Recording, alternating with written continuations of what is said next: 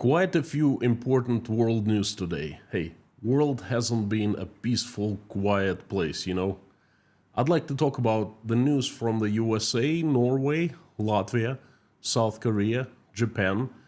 But the biggest world news of the past week is, of course, Iran attacking Israel. Howdy, howdy, friends. My name is Konstantin. Welcome to Inside Russia, where usual Russia is explained by the unusual Russian, as usual. Every Wednesday, I give you my takes on important world news, how they are seen from Russia. The news I select, I do it myself personally. I choose what catches my eye and what I find important. And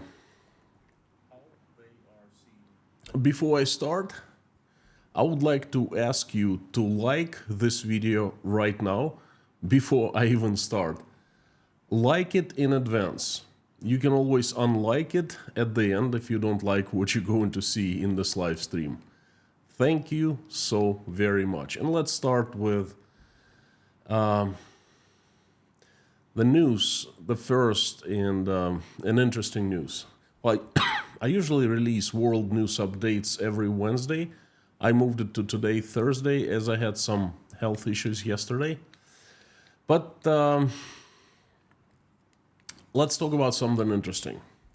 And that comes from one of the Baltic countries called Latvia. And it's about Latvia's defense, about the money.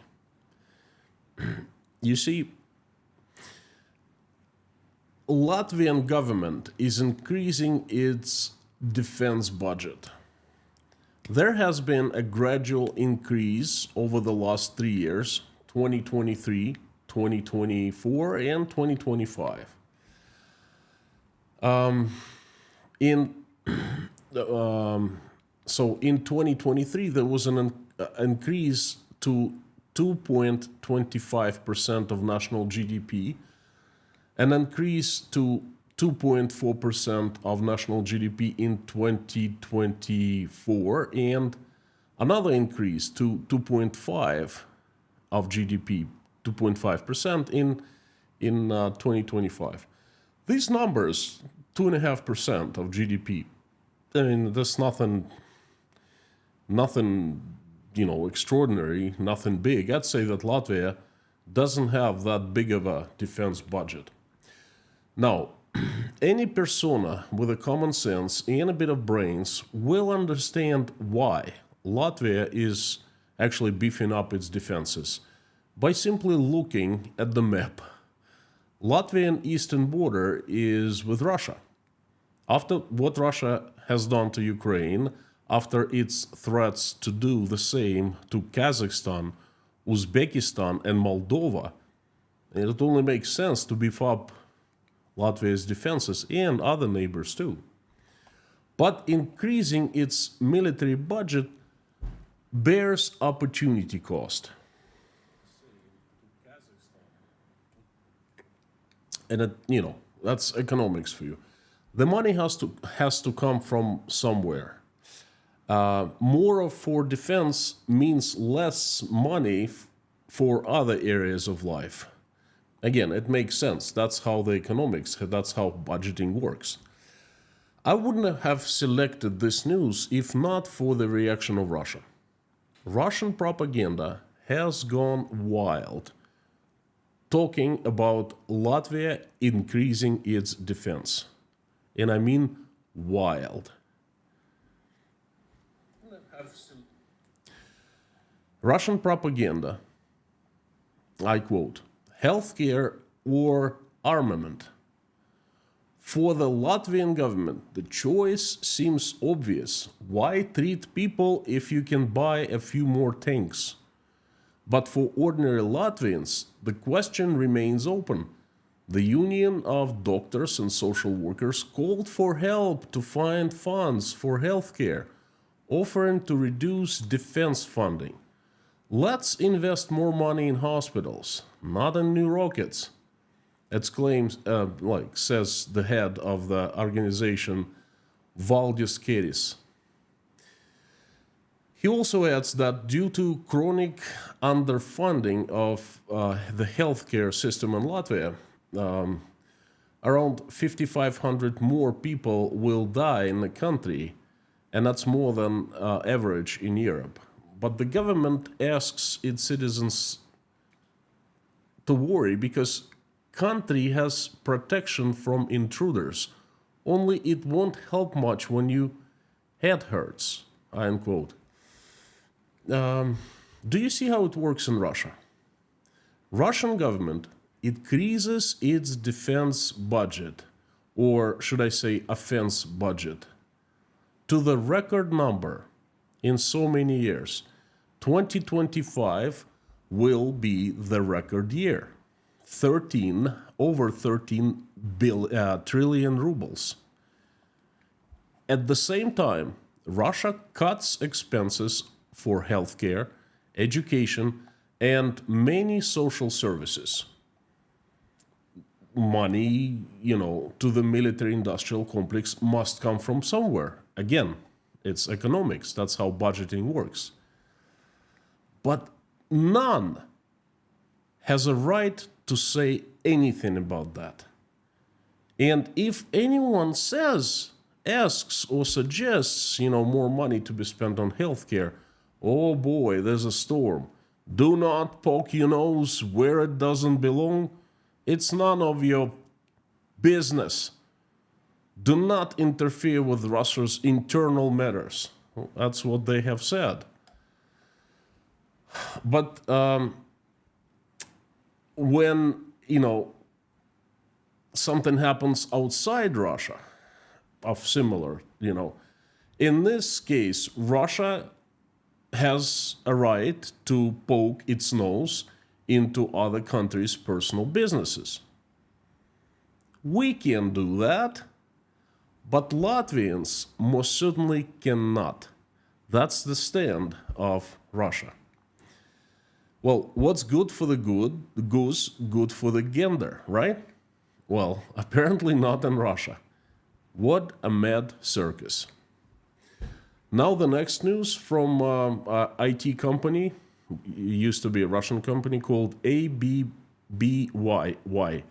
the creator of a very popular software called Fine Reader.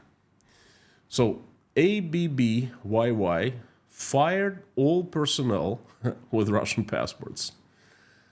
IT company is massively firing Russians from its 3 offices in Cyprus, in Hungary, and in Serbia.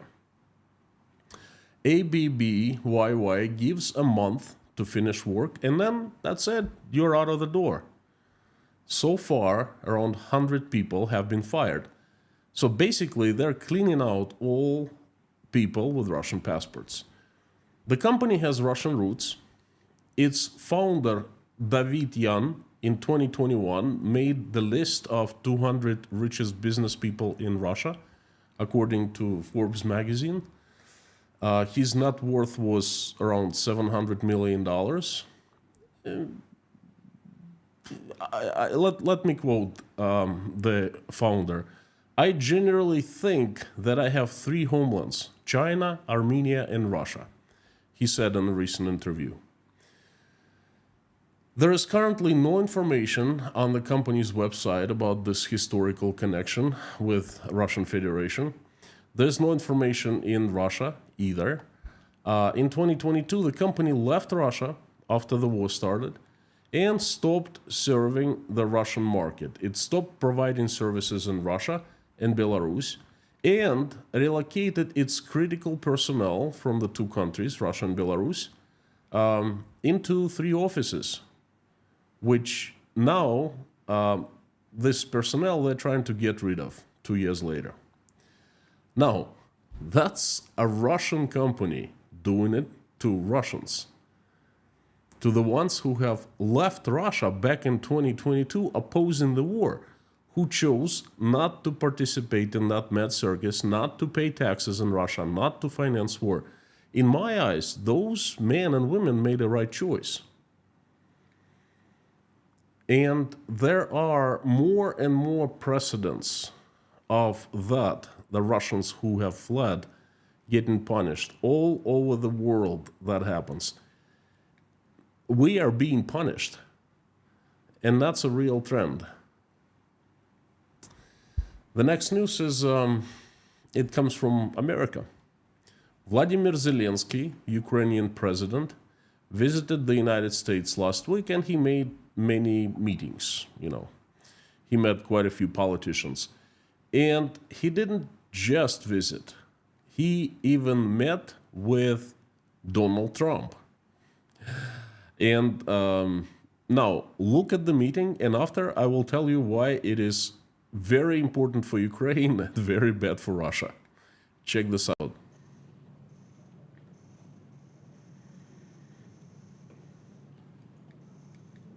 Well, thank you very much. It's an honor to have the president with us. And he's been through a lot. He's been through a tremendous amount, like probably nobody else, almost nobody else in history, if you really get right down to it. And we're going to have a discussion and see what we can come up with. But great honor to have you with us. Thank you very much. Thank you so much, Mr. President. Thanks so much for this meeting. Five years past. So we had, we had a meeting again here in New York in September, and now there are a lot of challenges in Ukraine, United States, and of course I want to discuss with you. I think where we are together, I think we have common view that the war in Ukraine has to be stopped, and Putin can't win. The Ukrainians have to prevail, and I want to discuss with you the details of our plan of victory. Thank you very much, everybody. Thank you. Thank you very much. You have a question for the president? So basically, this video is about 5 minutes long. And Zelenskyy and Trump questions, they talk to each other, they're fairly friendly. And this goes the very opposite to the narrative of Russian leadership and propaganda. The common understanding among Putin and his friends, let's wait until November. If Trump wins, he's immediately going to cut financing to Ukraine, and Zelenskyy will be left with no military and financial aid. And he's going to be an easy victim target for Putin. That's what they think in the Kremlin, okay? And Zelenskyy meeting Trump, and that kind of leaves Putin no options, because if the Democratic president wins, then obviously the support of Ukraine will continue. And now Donald Trump says that if he wins, then he will be supporting the President Zelenskyy in Ukraine. So this is lose-lose for Putin, okay? Oh boy. Guess what how Russian propaganda has been reacting to this? It's been applying its absolute finest, best tactic it knows best.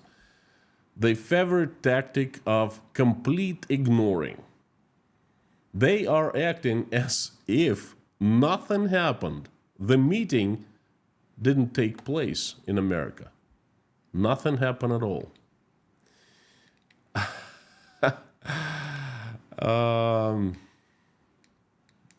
Putin isn't Sun Tzu. He's in a very tight spot. I'd say that he's like a wild beast cornered. Okay, and then the more and more news come out that prove my point. The next news comes from, please forgive me, I might misspell the name. It's really hard for me to say. Hayat ul-Islam, one of the Shiite religious titles, along with the Ayatollah title. So this Hayat ul-Islam, named Mustafa Karami, claims that Israel has put an army of jinns and demons at its service. I quote, "Given the Zionists' history of enslaving the jinns and demons, it is their hidden army that carries out many missions." Now, I've heard a lot doing this news, but once in a while news like this comes. That is an absolute gem, okay? I've been to Israel like 4 or 5 times. This summer, I went to Israel just to see for myself, what's going on there. And well, obviously, I couldn't make it to Gaza, but I've been to the West Bank, and guess what?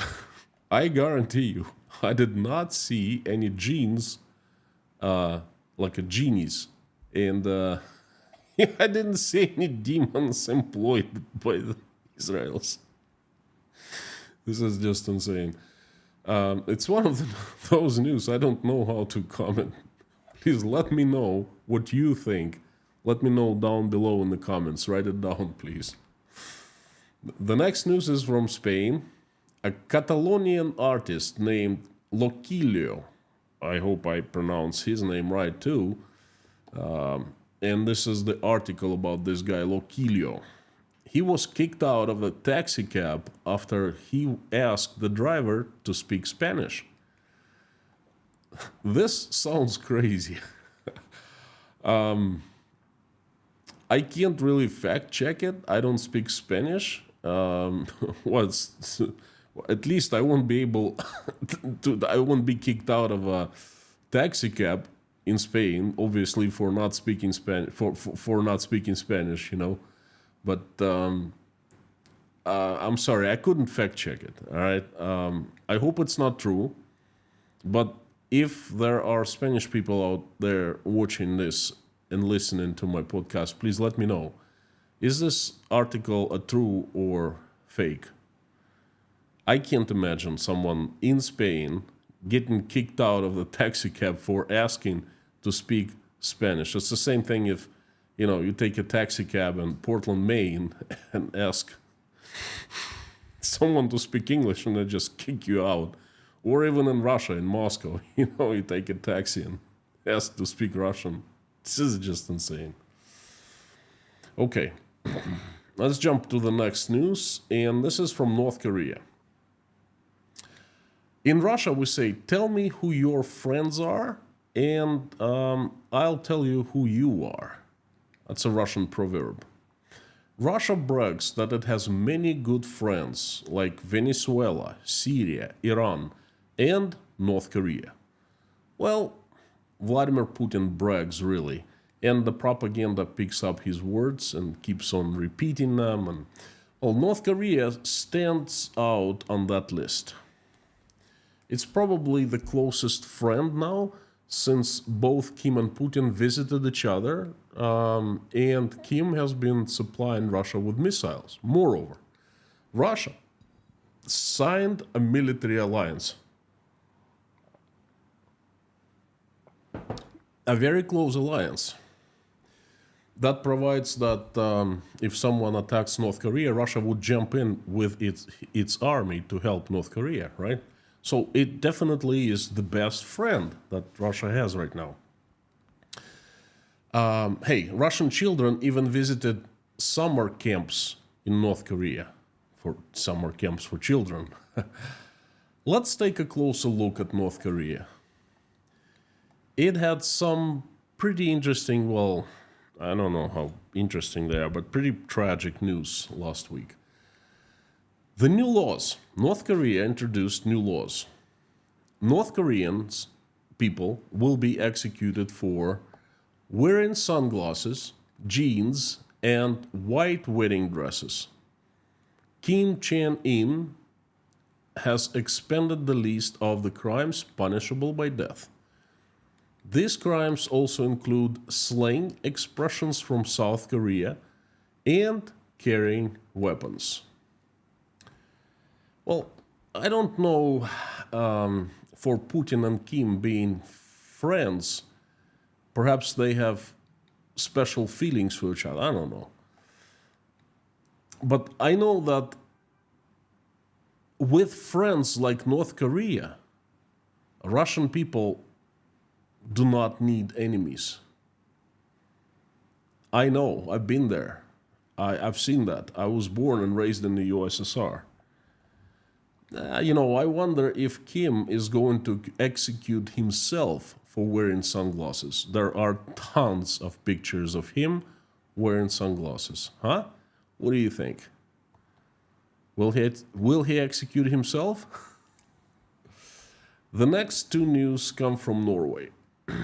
One is good and another one is horrible.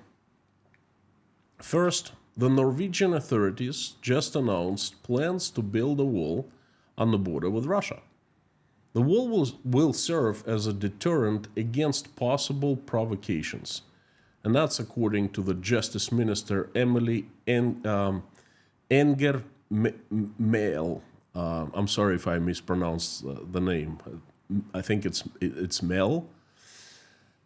Well, let me quote Ms. Emily.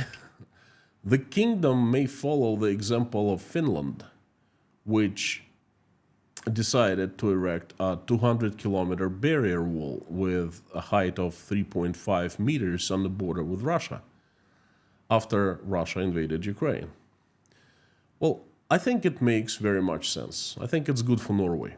I think that Norwegians will sleep better when the wall is erected. I think that is a good decision. Not so good for Russia.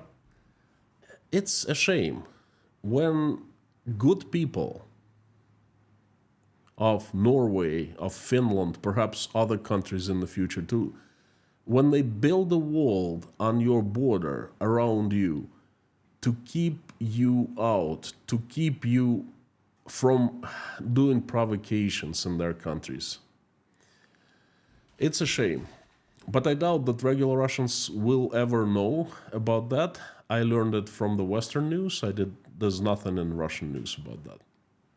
So that's the first news from Norway. And the second news is, I don't know how to call it. You decide for yourself. The Norwegian, well, I know how to call it. It's horrible. It's horrible, horrible, horrible. But again, you decide for yourself. The Norwegian authorities denied political asylum to Pavel Suyetin, a Russian who escaped from mobilization, and they ordered him to leave the Schengen visa zone within 3 weeks. It is reported by the Barents Observer. I take it it's a Norwegian newspaper. Svetin, Pavel Svetin, this is the guy. He lived in Severomorsk, the city in Russia's northwest, close to Norway, and owned a coffee shop. He fled the country on September 22nd, 2022, the day after the mobilization was announced. In Russia, according to Pavel, on the first day of mobilization, on September 21st, his friends started receiving telephone calls from the mobilization centers, from the officers, and were demanded to visit the mobilization centers. In the evening of the same day, 22nd, people in military and police uniforms knocked on Pavel's door. He did not open, and after they left, immediately fled to Norway, where some of his family members live. I quote Pavel, "I spent a few days with mom, and then I went to the police, where I told everything as it is, and they, that they wanted to take me to war, but I don't want to kill and I don't want to die." Now, I personally can confirm everything that the guy said. They started knocking on doors of Russians on the 21st. Oля, my daughter, came back from school. She was attending university. She came back in tears. She was having like a panic attack, crying. 3 boyfriends of her classmates, girlfriends, at school, at the university, were taken from their homes forcefully into the army, mobilized on the 21st, on the first day. I witnessed that huge wave of Russian men escaping the country. I witnessed manhunts in the subway in Moscow. I witnessed mobilization people with police officers going, knocking door to door and trying to get people out and forcefully take them to mobilization center. Everything that guy in Norway says is true. I am a refugee myself. I have witnessed everything and documented a lot. I even made a movie of how I was escaping Russia. And I personally can confirm everything he said. I can swear on the Bible about that. So what's happened to the guy? He requested asylum in the city of Vadsø. 2 years later, the Norwegian immigration agency UDI reported that Suyetin was not eligible for the asylum.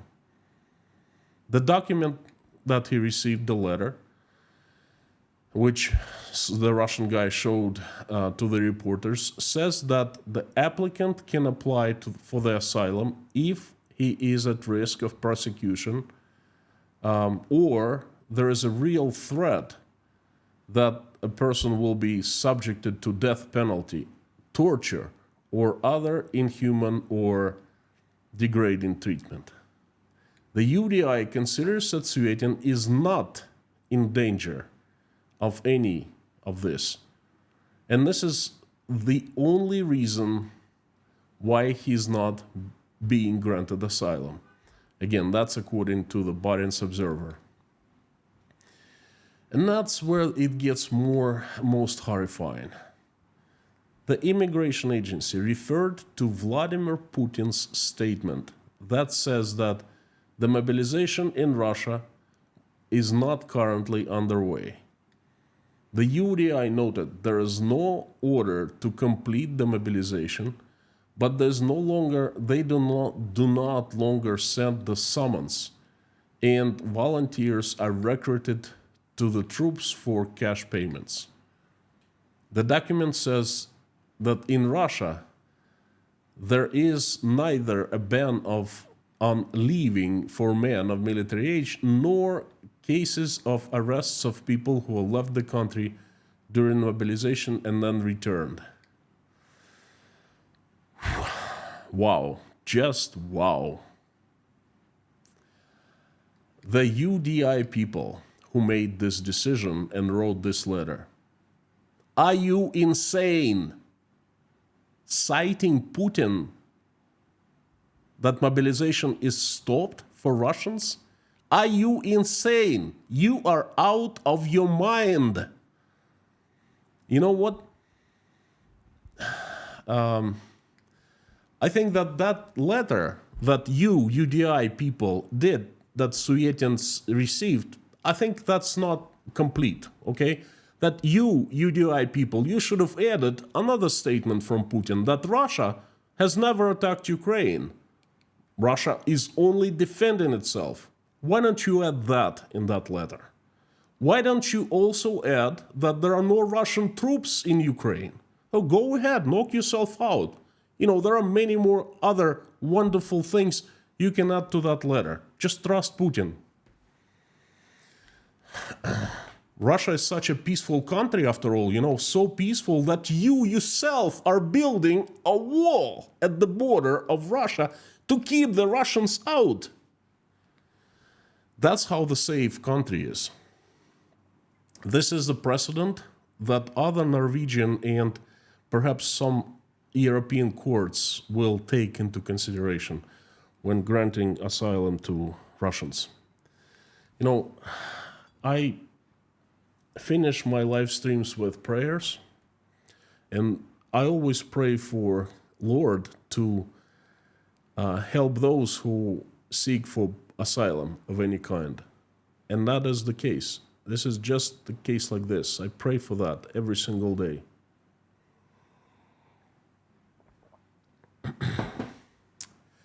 You know, I had a conversation about this topic with my wife this morning. My wife's girlfriend, way back from Russia, you know, she's a travel agent. And they recently had a conversation. And she said that the travel agent said that many of her clients travel to Europe now because it has become so much easier for regular Russians who are inside Russia to receive European visas, especially for those who work for the Russian government. Europeans love people who work for the Russian government, for the military and industrial complex, because they show employment, they show higher wages, and they show stable income. And to us, those who have fled the country, to get European visa is nearly impossible, because they tell us, oh, you're not residents of this country you're in right now. Why don't you go, and it's a rule, you must go back to your country of residence, which is on paper is still Russia, right? And apply there. Yeah, but those who are in Russia, those who support the war, there's no problem. You know, back in 2022, they tightened the regulations. That is true. But now, hey, back anyone who wants a visa, go have vacation, go travel, go hide your money, whatever, you know. You're welcome to do that.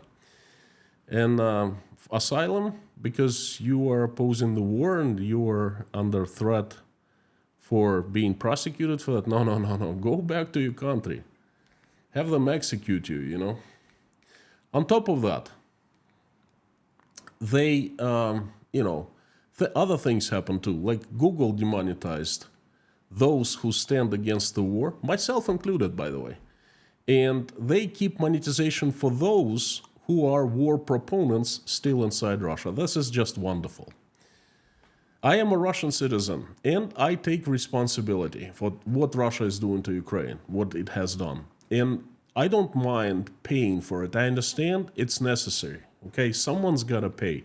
When someone slaps me on the cheek, I turn around and, you know, I turn another cheek. Because I deserve it for my political apathy and inaction for 20 years. But somehow, it concerns only us, those who try to do the right thing. Those warmongers in Russia are somehow not only not punished, they are embraced and welcomed in Europe. That hurts. You know, I have a personal message to Pavel Suetin. Perhaps do some kind of a miracle, you never know, you know, he'll hear me speak, he'll hear this message. Pavel, I'll do both languages. Pavel, if worst comes to worst and you must leave Norway and, you know, European zone, come to Tashkent. I know how you're feeling well. That's, you know, I know what you're going through. I've been there myself. Betrayed and spat out. We are a community of people just like you who fled the country. We refuse to get mobilized, refuse to take up arms and go kill Ukrainians. So come to Tashkent. I have a spare bed for you. You can stay with us and I'll feed you. I'll help you with everything I can here in Tashkent. We'll figure something out. We always do. There are plenty of people like you here. Сергей, я очень понимаю твою ситуацию. У нас таких много, мы практически все. Те, кого предали, и в своей стране, и даже в других странах теперь, переживали и выплюнули нафиг. А теперь все нас добивают. Приезжай в Ташкент, у меня есть тут кровать пустая, я тебя буду кормить, поить и что-нибудь придумаем. У нас группа людей, которые уехали из России здесь. И, короче говоря, приезжай. Здесь, по крайней мере, безопасно. So, folks, if you know anyone who knows, I'm sorry, not Sergey, Pavel. So, who knows Pavel, please message.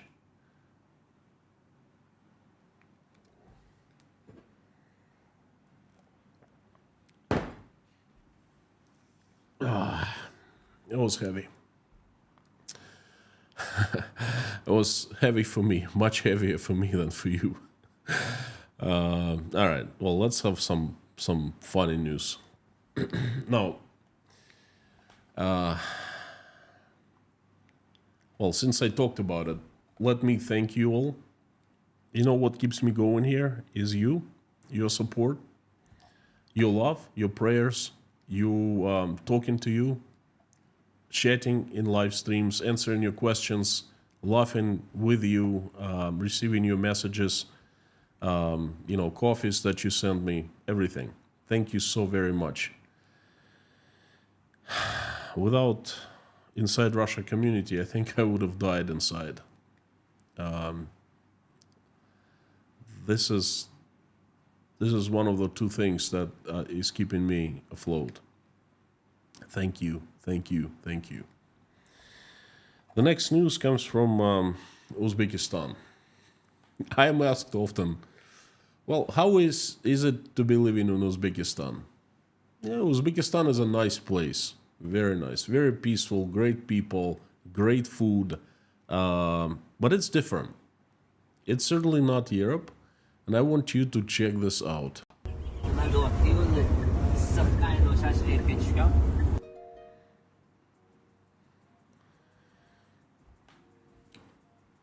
Well, obviously, it's something that you don't see every day in Tashkent or in other Uzbek cities, but once in a while you can see that.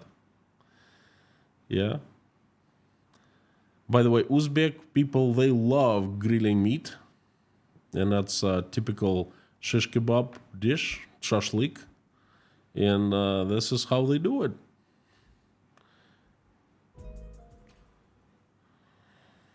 That's how it's done. We drive, we grill, we eat. Stopping is for losers.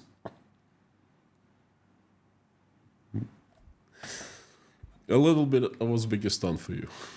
I hope it cheered you up. The next news comes from Russia, but it's still world's news. Okay, Russian Foreign Minister Sergei Lavrov, this guy right here, he voiced loud concerns about the United States, South Korea, and Japan becoming a trilateral military alliance. According to the minister, the alliance of the United States and South Korea is clearly on the way to becoming a trilateral military bloc with the participation of Japan. I quote, "It has to come to the point that the US-South Korea alliance is already openly called, by analogy with NATO, the nuclear alliance, which is clearly on the way to becoming a trilateral bloc with the participation of Japan." That is reporting by TASS, Russian Information Propaganda Agency. And Lavrov is outraged. Outraged. How can they? The USA, South Korea, and Japan becoming a military alliance? No, unacceptable. Well, yes, the South Korea and America and Japan have been discussing a military union, but what does it have to do with Russia? How is that Lavrov's business? That situation shows you what two-faced liars these people are. Once again, that's another proof. Russia recently signed a military alliance with North Korea, a military alliance that has not existed with any other country in the history of Russia, okay? A military alliance that says that Russia pledges to defend North Korea with all its might if someone attacks North Korea.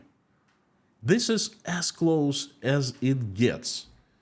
Did Russia go and ask the USA, South Korea, and Japan before signing it? Oh, do you mind if we sign this military agreement with North Korea? Did it ask anyone? No. It's none of their business. We're a sovereign nation. We do as we please. This is Russia's answer. But when someone does the same, mirrors Russia. Oh, no, you can't do that. That's a military alliance. You can't do that. This is Putin's Russia for you. And the last and the most important news of this past week comes from Israel and Iran, and from a little bit from Lebanon. Well, this is a series of news coming from the region, really, not just from these countries. The biggest news is that Israel was attacked by Iran 2 days ago, but what it seems to be now around 200 ballistic missiles. I have plenty of videos about the attack, but I cannot post them here because YouTube would block me and ban me in like 3 seconds. Instead, I've placed everything on Telegram, all the videos that were coming in from the mobile phones of regular people in Israel. So if you want to check them out, they're still there. Go and join my Telegram group called Inside Konstantin's Russia. The link is going to be down below in the description, and you can check out the videos. So I was going to hold a regular live stream on Tuesday, and when I saw the attack, and I think I overreacted a little bit, I canceled the regular stream, and I said I was going to be monitor this attack, and I was going to be covering, and I covered it in Telegram. So, and this is why I did it. The first videos I saw, there's tons of rockets, missiles flying from Iran, and they were hitting the ground. And it seemed like they were hitting the city of Tel Aviv. And I was thinking, wow, this is the Iron Dome isn't not working, and somehow there's this disaster happening in Israel. And well, I thought that was something incredibly tragic. Okay. Well, it was not the first Iranian attack on Israel. If you remember, in the beginning of the summer, there was another one. 400 missiles were fired, but I think only 3 landed in Israel, and all other missiles were shot down by the Iron Dome air defense system. So at first, the attack seemed massive, and missiles were hitting the ground. Initially, again, it looked horrendous. It looked like Iron Dome simply was not working. It failed. Well, turns out it didn't fail at all. It performed 100%. Only one person was killed, and that person was a Palestinian visiting to the West Bank from the Gaza Strip, I believe, and he was hit by debris. I have a video. It's very brutal. You know, I do not recommend you watch that. So now let me explain you what happened. I was told yesterday by an expert. There's a difference. There are 2 types of missiles usually used. First is ballistic missiles, and second is cruise missiles. Ballistic missiles are like, spacecraft. They're large and heavy and fast, and, they have the trajectory that they cannot change. Okay, once the trajectory is set before the takeoff, and that, goes like this usually. If it's a long distance, it goes to space, comes back from space. But the thing is, the ballistic missiles are easy to determine the trajectory and easy to determine the place where the missile will hit the ground. Well, the cruise missile is different. The cruise missile is, it flies parallel to Earth, and it maneuvers, okay? And it's danger because the cruise missile can fly past the target and then turn around and hit the target from behind, okay? So most missiles fired from Iran were ballistic, and they were not of a great danger to the Iron Dome, to the air defense system. And what Israelis did, they didn't waste their rockets to shoot down some of the missiles they knew were going to explode somewhere in the desert or in the sea. And that was the illusion of so many missiles hitting the ground in Israel, those big explosions and so forth. So not one person in Israeli was killed. One Palestinian was killed by debris. what was interesting that Iran launched hundreds of ballistic missiles at Israel, and immediately after that, it appealed to the UN Security Council to protect Iran from Israeli aggression. So this is the Russian logic, you know. Iran learned that tactic from Russia, which invaded Ukraine, stole Ukrainian lands, but after Ukraine seized a part of Kursk province, Russia immediately ran to the United Nations and appealed to force Ukraine stop aggression against Russia. Okay, I wonder if it was done by the same person, you know, both of these actions. Wonder if that person is Russian or Iranian. What is clear is that on Tuesday it was not a start of a large military operation or start of World War III. Iran was trying to save its face after Israel destroyed Hezbollah, and it's about time. And what I learned from this situation is that Iran is also not in a great shape. It is exhausted. It refused to sell Russia any more weapons, ballistic missiles, and it also has placed a ban on using their weapons that they had sold before, and the weapons that are in Russia, okay? Iran has called back its agreement approval to use it against Ukraine. Also, Iran, as it turns out, has many times confirmed that it did not approve Russia annexing territories from Ukraine.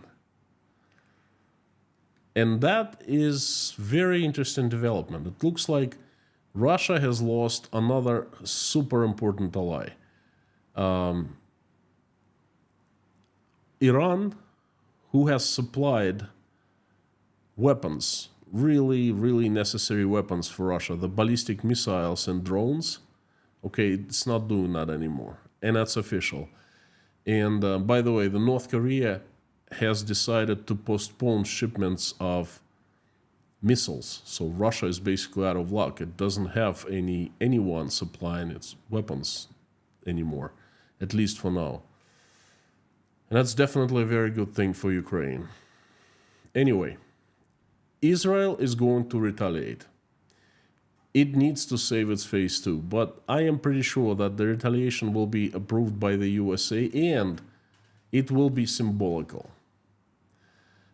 Let's keep our eyes open on this special situation developing. I think it's far from being over, but I think that the peak crisis has been passed and there will be more and more peaceful agreements and negotiations from now on. Well, something is telling me. This is it for the news today. Thank you so very much, friends. Before I finish, I'd like to remind you that every single day I carefully select 9 news from Russia that I find important, and I put my commentaries and analysis and make these news available to patrons of Inside Russia at patreon.com. So if you want to receive daily updates of 9 news that matter, accidents, new laws, arrests, the economy, economic news, prices, you name it, everything you wanted to know about Russia, but you didn't know where to ask. So become patron and you will have access to this fantastic news. I value my product very highly. Give it a try. You are not bound by an amount of money. You can pay $3 a month, 5, 10, 25, even $1. And you get 2 weeks a try period for free. So check it out. Think you like it. I call it Formula 54 because it's 54 news per week, 6 days a week except for Sunday. So check it out. It's been a long message. Thank you so much for coming. I would like to invite everyone to continue in the live stream chat. We're not going to have a lot of time, about 15 minutes. I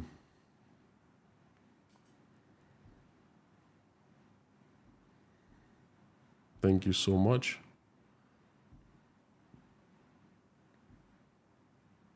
And this is definitely my most favorite part of any stream, as I see a lot of people, just the live stream chat all of a sudden explodes and a lot of people show up.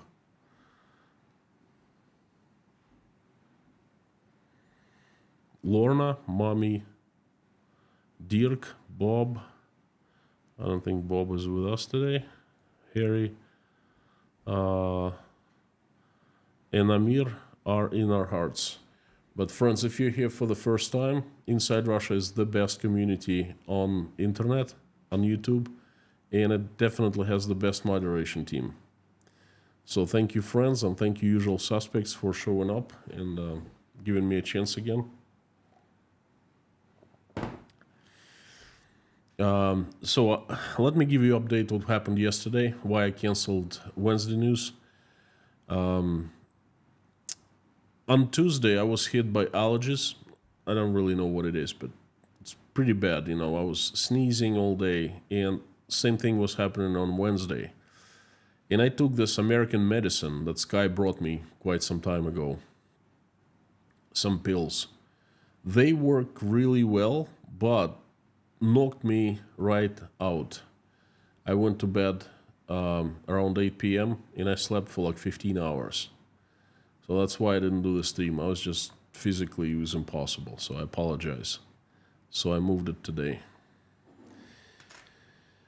The only time I miss a stream is if I can't do it physically. If I cannot be in my studio, I do something else very important, and or if I don't feel well, things like that. So thank you for coming, everyone.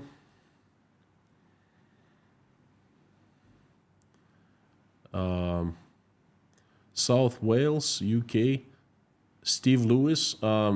I would like to remind everyone that we do not allow Russian language here, only English, that's why. But Steve, thank you so much. Just write in English, please. Frank in Texas, hope you're doing well. Terry, Joe's Rames, Airborne Snail, Frank, Müller, Mary's Spirit, Bakerstock, Royal Oak, Sam the Legend, The Underdog, Lilith, Jen Morin, Ho Ho, Roy Cousins, good to see you, friends. The usual suspects are here. Vahi Kaliskin, Squeegee64, howdy. Bob is here. Howdy, Bob.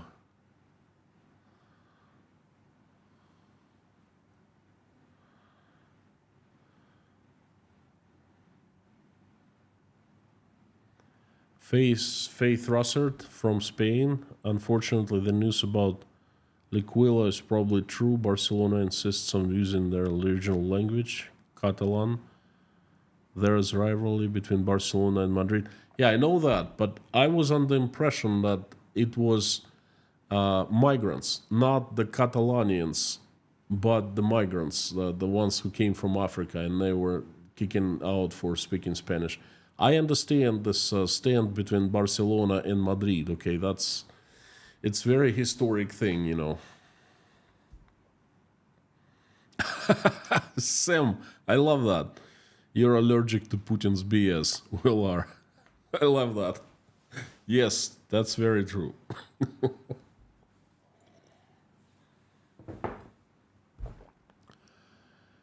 It's back to 60 seconds. Thank you, Lorna. Thank you for keeping that under control.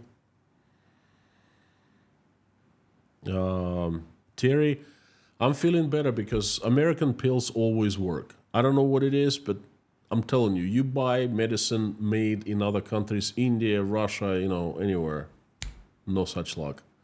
American stuff works like magic. So I'm congestion free.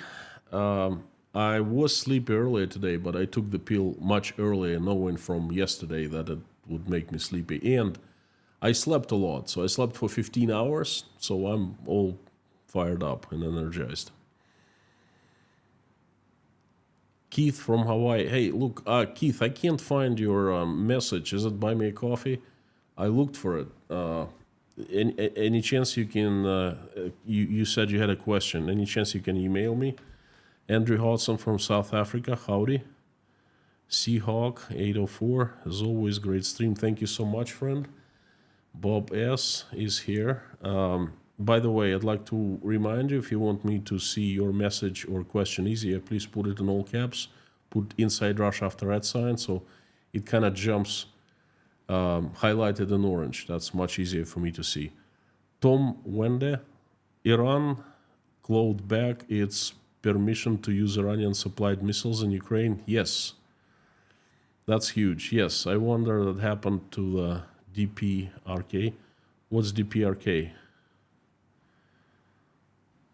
And that happened recently, just a few days ago, okay? I'm going to be covering it on Friday, which is tomorrow, on Friday News. But yeah, I also think that's huge. And Kim refusing to supply another shipment of missiles to Russia, that's also huge. And Russian ammo with huge amount of missiles and ammo exploding. 3 silos exploded recently. That's huge. That's huge. That's really big. Baker Stoke, howdy.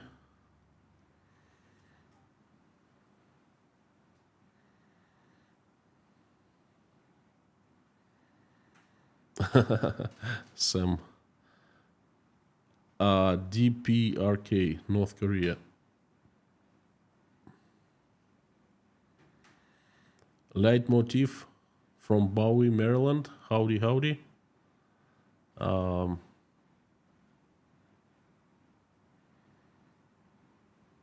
Shirley, if your message about his denial in Norway and the fact that you have a spare bedroom and food and everything waiting for him is... Thank you, friend. Thank you. I rent a very large place here in Tashkent. It's not because, I want to spend extra money. It's expensive. But when I came, and it was exactly 2 years ago, I started looking for an apartment October 1st of 2022. And my idea was to rent as big of a place as I could find to host everyone. So I found this place and I figured, zones, right when I was renting it, I figured I can put a family in this corner, which is a large place, like 300 square feet probably here. And I have one bedroom, another bedroom. We have a bedroom for ourselves.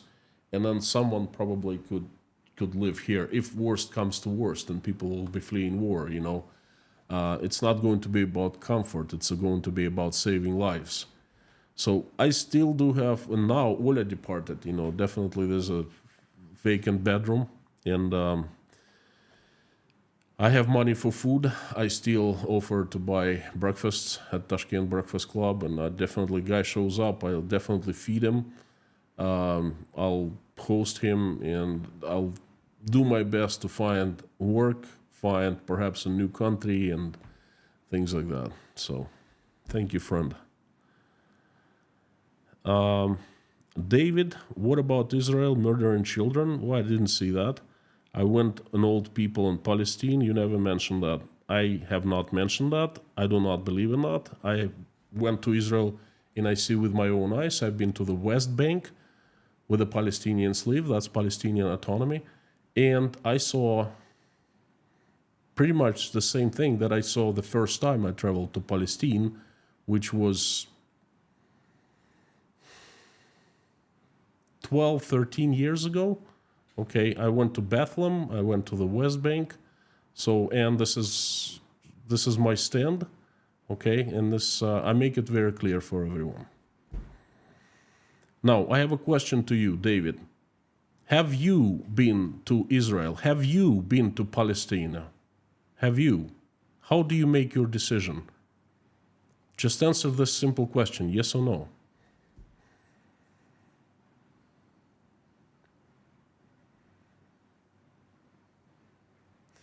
Royal Oak, things in Russia will change dramatically. Let's get our popcorn and watch. Now, a very good one. Royal Oak, look, there is a feeling up in the air that big changes come into Russia.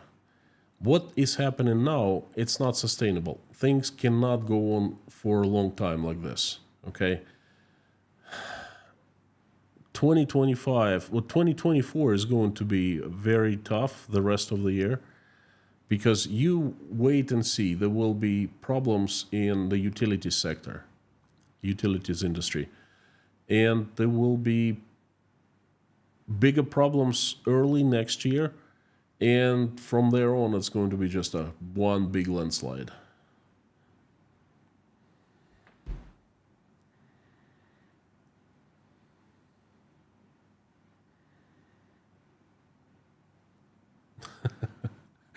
Sherleaf, good to know. Spare bedroom in Florida. You know, it's just one little problem. We cannot get to Florida. Many of us wish we could, myself included. You know, at this point, I cannot get to Florida or anywhere else in the United States. And I have children who are American citizens, okay? And I've explored all the opportunities. I've spoken to numerous attorneys. Trust me, I'm not sitting on my butt. It's not easy.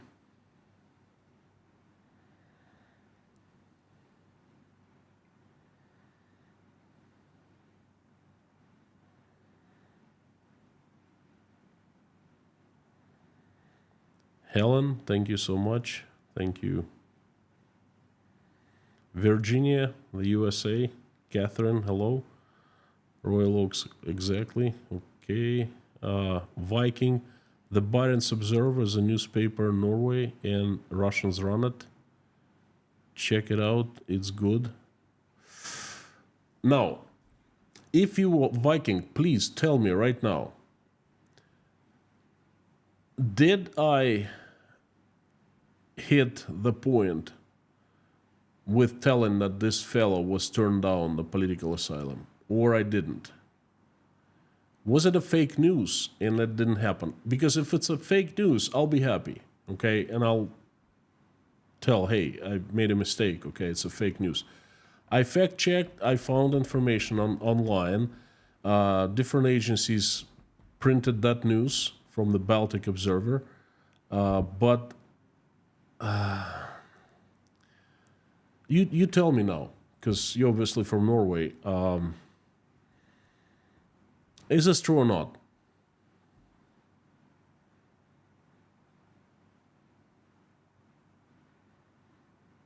Hey, I like this message. Stop propaganda against Russia. I love it. I love it. Let me answer. Okay.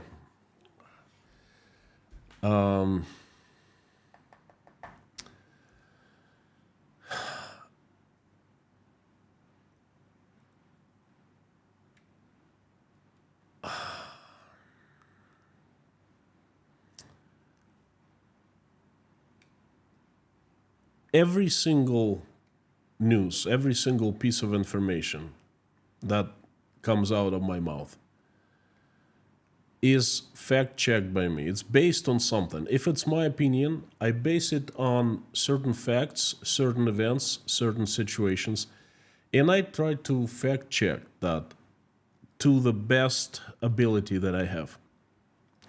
Because I sit here and broadcast to hundreds of thousands, millions of people. And if I tell not the truth, some kind of a lie, or, something that I didn't check, and things like that happen, okay? But not often, but they happen.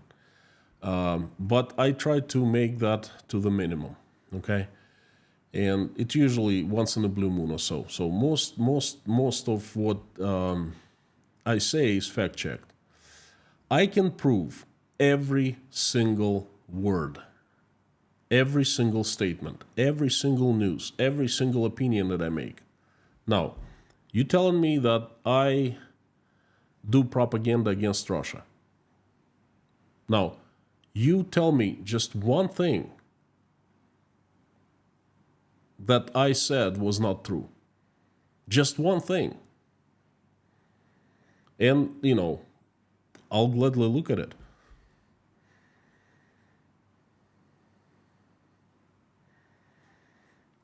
Peter van der Hoevel, good to see you. What's your opinion about new NATO chief Mark Rutte? I'm sorry, I have none at this point. I haven't got there. I know about the previous guy, but this new guy, I haven't gotten to research a little bit about him. I don't know anything, but I will. James Craig, thank you so much. Jukes, D. Constantine is feisty today. My Russian soul relates and approves. Well, my nose not running. I'm congestion free. I slept for 15 hours last night and a little bit of day. And I'm feisty because I'm really upset about this news coming from Norway. And this news came from Russia today that Russians are given visas as easily as they were before the start of the war now. It costs twice as much, but it's easy now again. Especially they like the Europeans, like those who work for the Russian government. That's very upsetting, okay? Like I said, we cannot get visas here.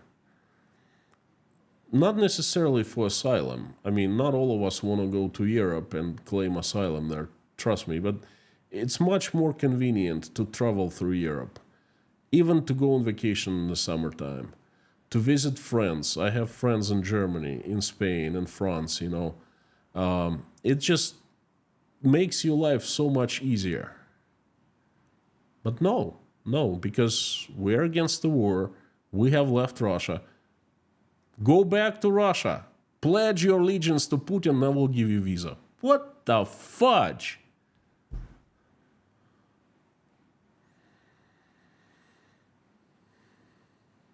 Thank you, Bob. I see that.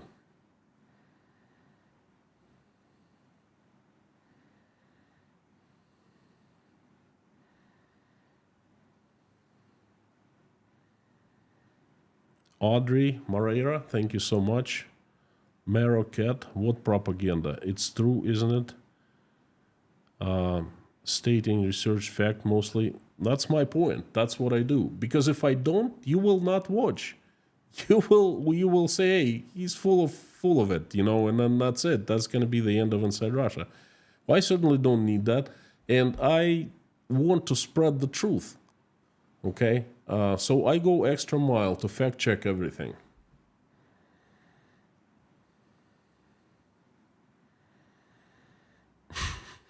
Time is up. So one more question. Do you think that Russia will be able to withstand another winter without falling apart internally? It will definitely withstand this coming winter because, well, it's not like Russia is completely falling apart, okay? It's just in the beginning of this process. There are still power plants, the turbines are spinning, most of them at least.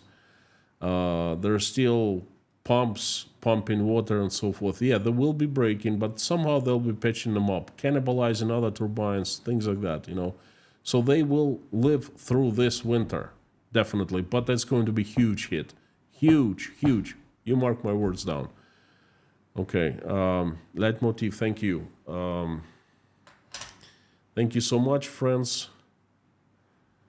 No chain migration for you. I'm not sure what chain migration is.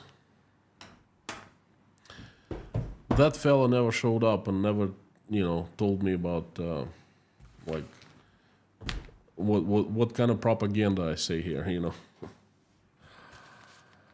know. Is it true that Mr. Putin is never going to recover? Recover? Mr. Putin is done. He's a dead man walking.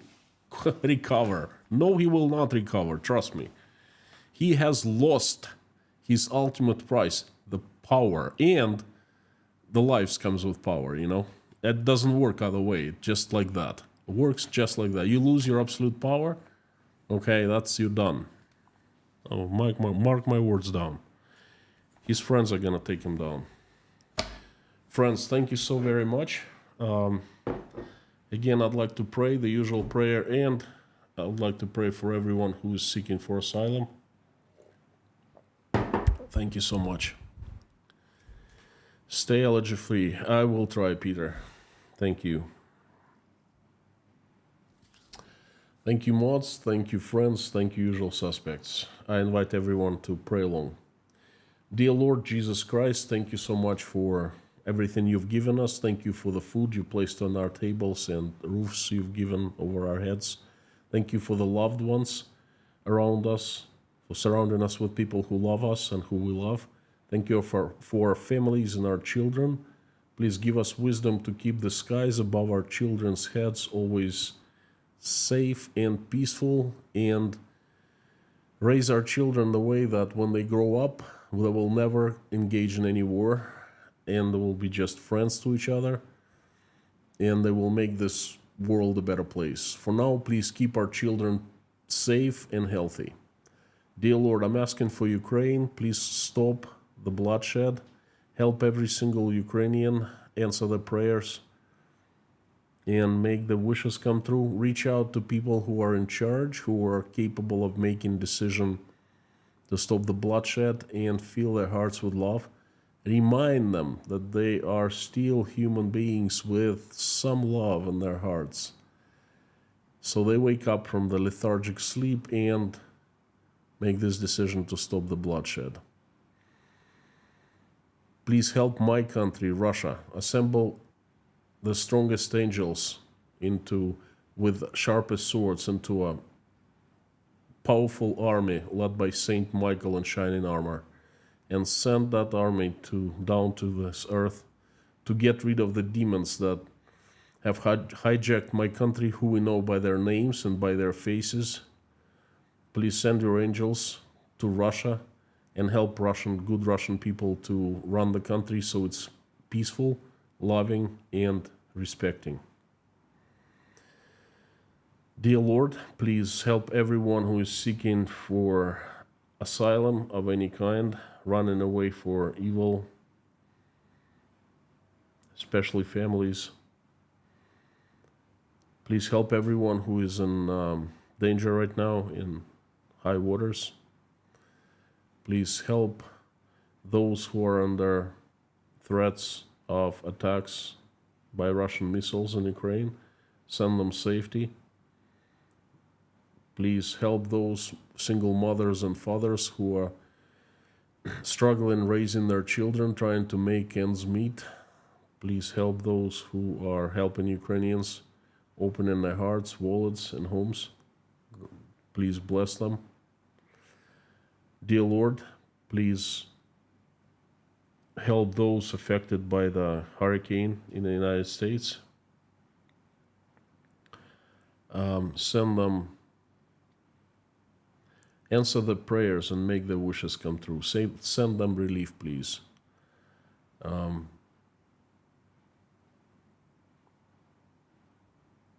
Please help those who are addicted, sick, cold, hungry, homeless, jobless.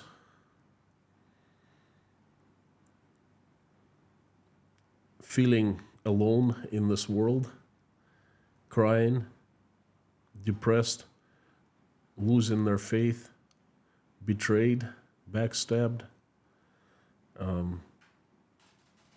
and who are not happy about their lives and about themselves. Please reach out to these people in need and help them in any way they need.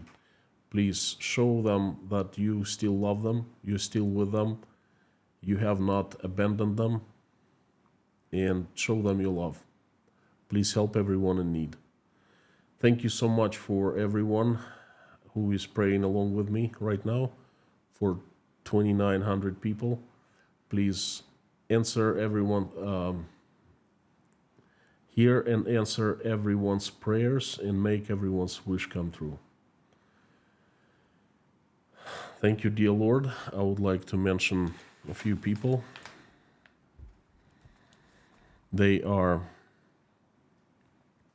Ann Larson and her daughter Hannah, Jeffrey S. and his family members, Alex, Mark, Tom W., J.R. McKim, Gabin with Gary, Lisa Cumbrian, Harry Potnin and his family, Terry Carter, John McLean, Linda, Paula W., Dennis, Jason Carney, Susie Mailer, Tim Mayers, Dory, Rhonda McGillis, John, Taylor, Wayne, Dave, Don, Darlan, George Ruberty, Pamela, Meta Spencer, David Porter, his family, Leif, Randolph, Grace, Dean Spooner and his church, Yelena, Natasha, Michael, Jake, Oля, Dasha, Sky, Svetlana, Sergey, Liz, Ron Klotzer, Liz Dumbrell, Koshkin Dom, Sandra, Mike and Mike, Pather Olson, Joseph Abide, Melissa, George Rames, Millie,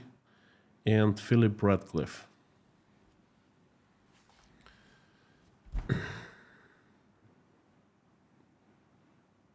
Thank you, dear Lord Jesus Christ. Amen.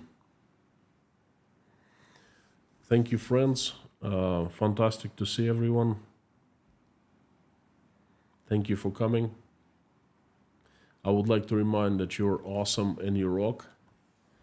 And please come back tomorrow for Friday night, Friday crazy news update, or weekly crazy news update.